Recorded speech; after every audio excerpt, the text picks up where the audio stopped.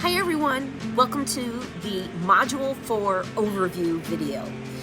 In this particular module, it might feel a little bit heavy just by the title. Privilege, oppression, discrimination, and power. And with that, we are going to, in this particular module, start diving into more of the terminology that we often hear that is associated with social justice work.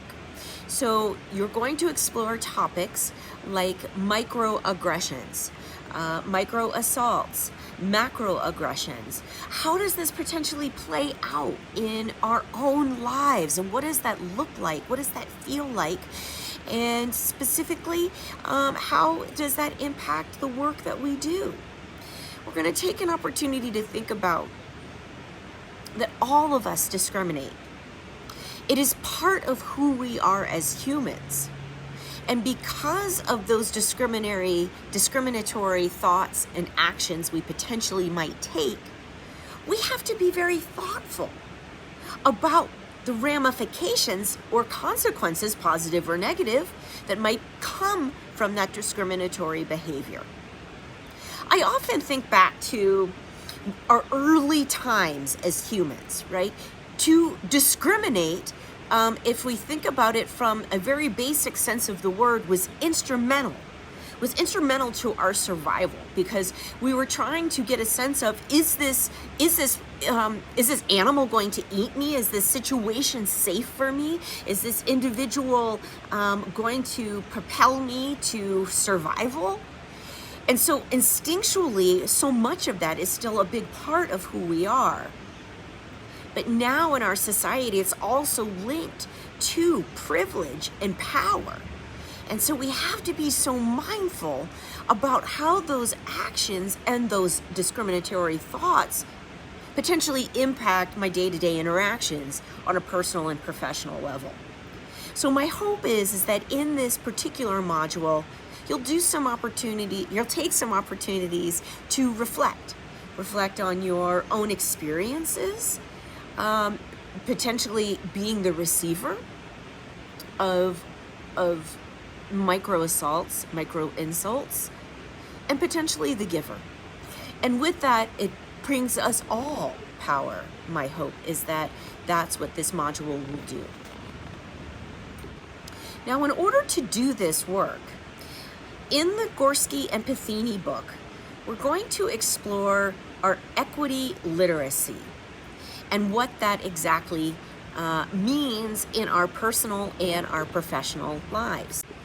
Our equity literacy is really built upon 4 abilities. And you'll see that here in this graphic, and you're going to explore that more in the reading that corresponds with this particular module. So the ability to recognize even the subtlest biases and inequities, the ability to respond to biases and inequities in the immediate term, how to redress in the long term, and then lastly, how can we create and sustain environments that are equitable in schools and institutional cultures that are really built upon understanding that we all have needs and access to resources to really help us be able to function and have powerful lives as humans. Also in this module, it's going to give you the framework in order to start diving into the case studies that are going to correspond with the next several modules.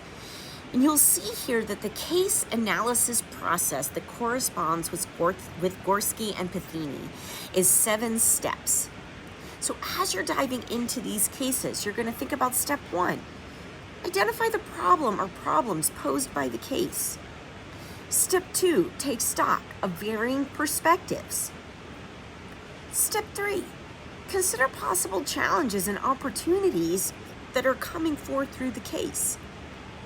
Step 4, imagine equitable outcomes, remembering that equity requires a fair distribution of opportunity and access.